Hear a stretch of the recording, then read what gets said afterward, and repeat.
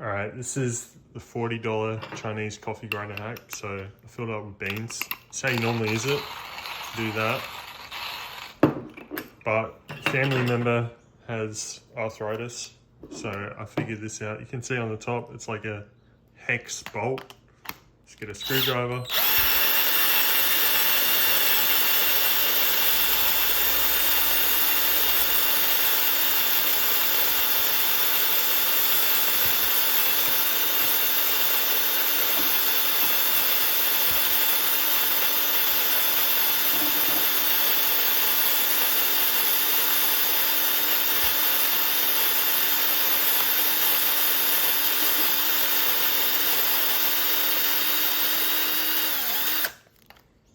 Get a thumbnail.